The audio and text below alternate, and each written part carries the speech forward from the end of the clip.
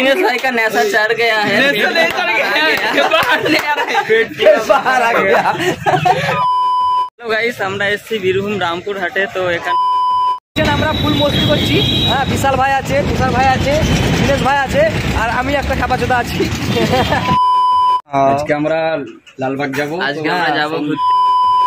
তাহলে এই yellow colour প্যালেসটির নাম হচ্ছে হাজার দুয়ারি, যার মধ্যে হাজারটি দুয়ার। হ্যাঁ, hello friends, welcome back to my channel designer blogs. তো আজকে আমরা একটা বন্ধুকে রামপুরহাটে যাচ্ছি আনতে। হ্যাঁ, তো এখন আমরা দাঁড়িয়ে আছি যে ব্রিজে, সেই ব্রিজটা খুব ভাইরাল, সেই জন্য ভাবলাম একটা ভিডিও করি। হ্যাঁ, পরব হোক, যে কোনো অনুষ্ঠান হোক, সব সময় এসে এখানে এইগুলাই বসে থাকে লোক। ভাই কি বলবো ভাই, প্রচন্ড লোক। আর আমার সঙ্গে আছে দিনেশ ভাই। হ্যাঁ, ব্রিজটার নামটা বলো না, কি ব্রিজ? তুমি বলো, আমি জানি না। এটাকে বলে ভাঙলার ব্রিজ। ভাঙলার ব্রিজ বলতে গেলে গোপালপুরে যেটা আছে, ওই ফেমাস জায়গাটা। হ্যাঁ, প্রচন্ড ফেমাস ভাই। তো পুরো ওয়াচ করতে থাকো ভিডিওটা। হ্যাঁ, আমার যে কোন বন্ধু আসছে সেটাও দেখতে পাবে। হ্যাঁ, স্টেশনে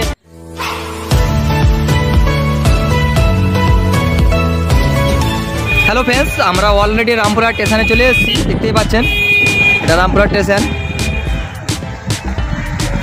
তো বাইকটা আমরা পার্কিং করবো এখানে।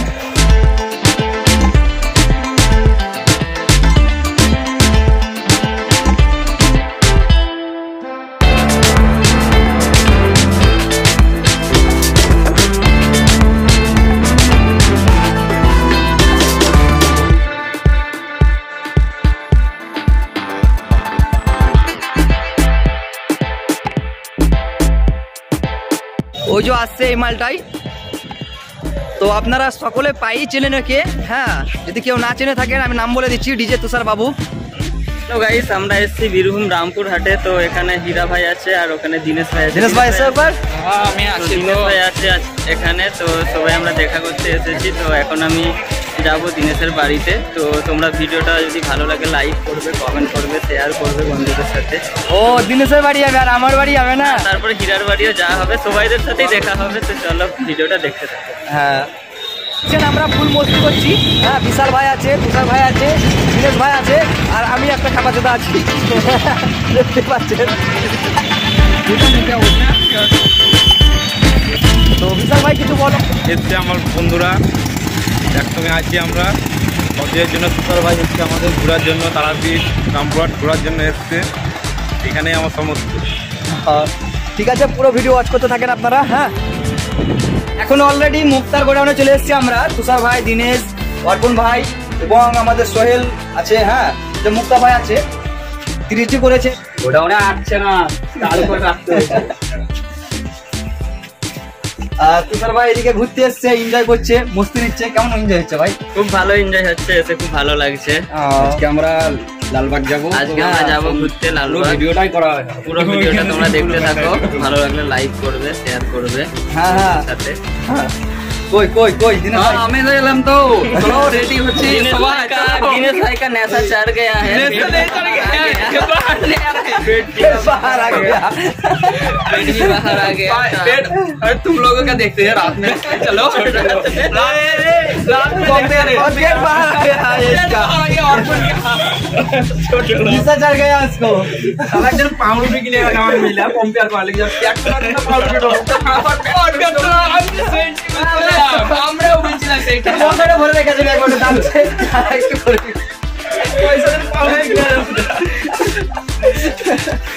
ঠিক আছে বন্ধুরা, দেখতে থাকো পুরো ভিডিও। ফুল মস্তি হচ্ছে। তো এখন আমরা বোর্ডে চাপবো। হ্যাঁ, দেখতেই পাচ্ছেন বোর্ড।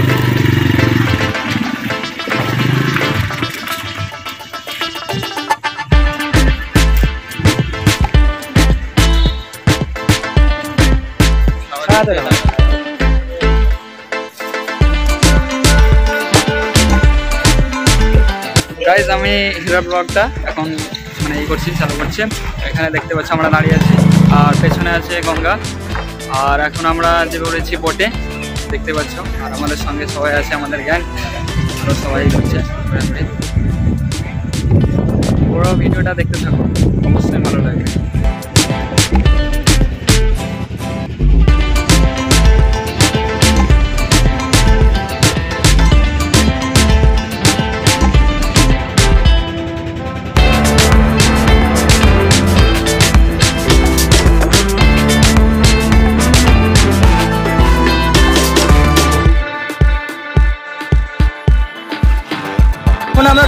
চেপে বসেছি।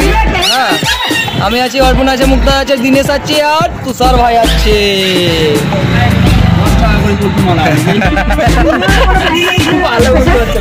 তাহলে এই ইয়েলো কালার প্যালেসটির নাম হচ্ছে হাজারদুয়ারি, যার মধ্যে 1000টি দুয়ার। হ্যাঁ হ্যাঁ 900 অরিজিনাল আর ডুপ্লিকেট হচ্ছে 100। অরিজিনাল ডুপ্লিকেট প্লাস 1000 গেট, এর জন্যই প্যালেসের নাম হাজারদুয়ারি। কিন্তু কোনো নবাব এখানে এক রাত্রিও বসবাস করেনি। এক রাত্রি বসবাস করেনি? ন, এটা ছিল রয়্যাল কোর্ট, আদালত। আদালত, এখানে বিচার হতো হ্যাঁ। 3টে রাজ্যে, হ্যাঁ। বেঙ্গল, বিহার আর উড়িষ্যা। হ্যাঁ সাইড দিয়ে আছে।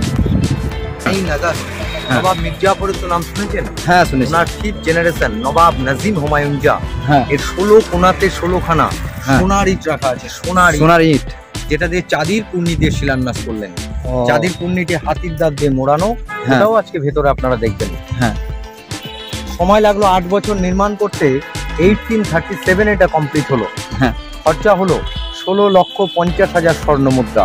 16,50,000 স্বর্ণ মুদ্রা। হ্যাঁ। এখানে একবার রাজা রামমোহন রায় এসেছিলেন, হ্যাঁ। আর সতীদাহ প্রথা যে আইনটা ছিল, হ্যাঁ। ওই আইনটা এখান থেকে ক্লোজ করেছিলেন রাজা রামমোহন রায়। হ্যাঁ। একটি আইন চালু করেছিলেন আমরা যেন ইংরেজি শিক্ষা গ্রহণ করতে পারি। এই যে আমরা ইংরেজি শিক্ষা গ্রহণ করছি, হ্যাঁ। এটাই রাজা রামমোহন রায়ের বৃহৎ অবদান। প্যালেসটি দাঁড়িয়ে আছে 12 বিঘা জমির ওপর। এর হ্যাঁ। উচ্চতা হচ্ছে 80 ফুট। 80 ফুট। প্যালেসের যে গ্রাউন্ড ফ্লোরটা দেখা যাচ্ছে, হ্যাঁ। এটা অফিসিয়ালি রেকর্ড বুক। ফার্স্ট ফ্লোরটা হ্যাঁ। কনফারেন্স দরবার। হ্যাঁ। আর উপরে যে ব্যালকনিটা দেখা যাচ্ছে, হ্যাঁ। ইংল্যান্ড থেকে যে সমস্ত অফিসার এখানে আসবেন, হ্যাঁ। তাদের থাকা খাওয়ার সুব্যবস্থা ছিল। British guest house. এই 3টে পার্টে হাজারদুয়ারিকে ইউজ করা হতো। হ্যাঁ। প্যালেসের যে মিডিল পজিশনের যে মডেলটা দেখা যায়, হ্যাঁ। এটা ক্যালকাটা ন্যাশনাল লাইব্রেরি, হ্যাঁ। শ্রীরামপুর কলেজ, হ্যাঁ। ইংল্যান্ডের ব্রিটিশ বাকিংহাম প্যালেস। হ্যাঁ। দেখতে একই আর্কিটেকচার। এটাকে ইটালিয়ান ইঞ্জিনিয়ারিং বলা হয়। ইটালি থেকে ইঞ্জিনিয়ার এসেছিলেন, নাম ছিল কর্নেল ডানকান ম্যাকলিওর্স। চুন, সুরকি আর ডিমের কুসুম দিয়ে এই প্যালেসটা নির্মাণ হলো। চুন, সুরকি আর ডিমের কুসুম দিয়ে। ওল্ড নবাব আসতেন ঘোড়ায় চেপে। হ্যাঁ। কিভাবে নবাব ঘোড়ায় চেপে আসছেন, হ্যাঁ। বিখ্যাত ড্রয়িং একটা ভেতরে দেখবেন। নবাব আসলে এই যে সামনে যে স্মার্ট ফাইটার দাঁড়ানো দেখা যাচ্ছে, হ্যাঁ। এগুলো আকাশের দিকে মুখ করে চার্জ করে হ্যাঁ। তাদেরকে গান স্যালুট জানানো হতো। গান স্যালুট অ্যান্ড ওয়েলকাম, অভিনন্দন। গান স্যালুট অ্যান্ড অভিনন্দন কামন, হিন্দিতে বলা হয় সালামি তো।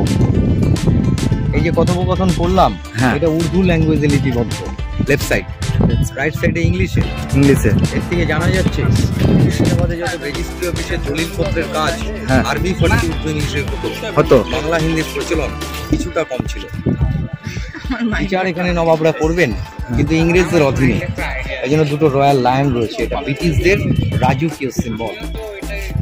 নবাব সিরাজদৌল্লার নাম তো নিশ্চয়ই শুনেছেন। হ্যাঁ, একদম। ওনার মৃত্যুর 80 বছর পর এই প্যালেসটি নির্মাণ হলো। নবাব সিরাজদৌল্লার সাথে হ্যাঁ। এই প্যালেসের কোনো রিলেশন নেই। কোনো রিলেশন নেই।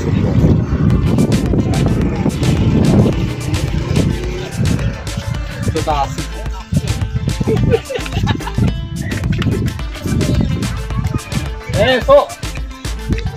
আরেকটি প্রাসাদ দেখা যাচ্ছে, হ্যাঁ। এটা আরবি ভাষায় বলা হয় ইমাম বাড়া।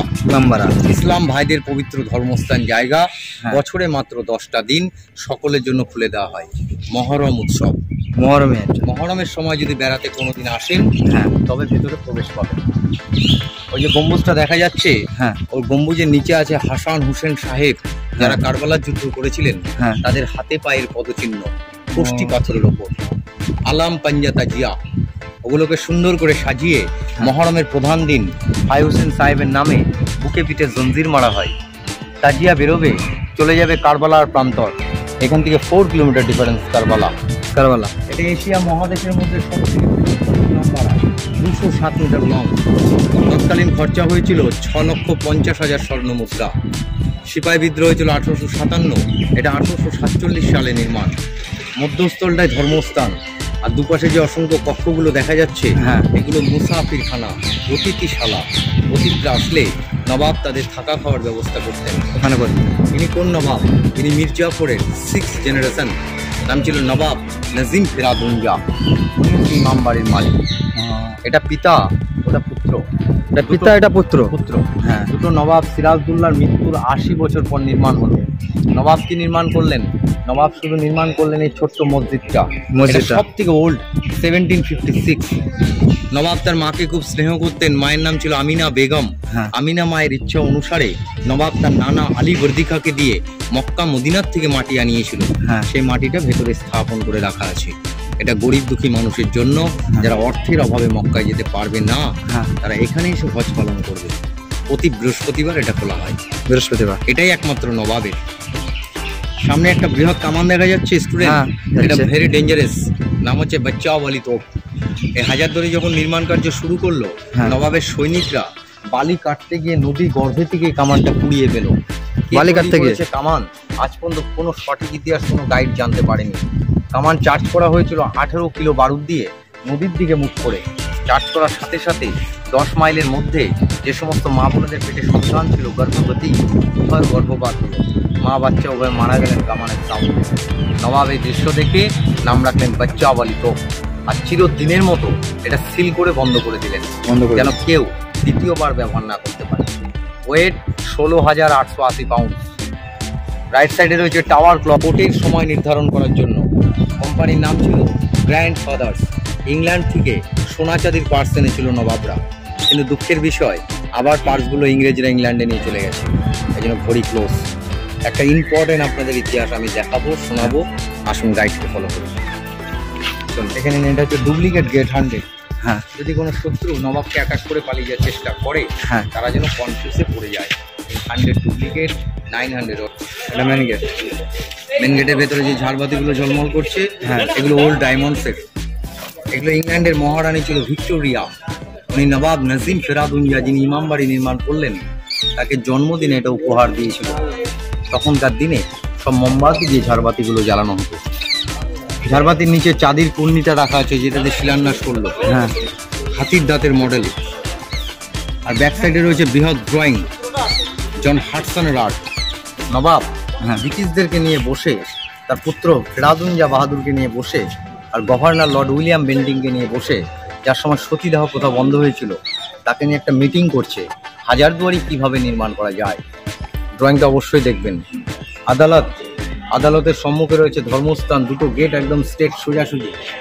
নবাব সিংহাসনে বসতেন, ধর্মের দিকে তাকিয়ে আসসালামু আলাইকুম জানিয়ে তবে বিচারে বসতেন। এই জন্য দুটো গেট হচ্ছে স্ট্রেট।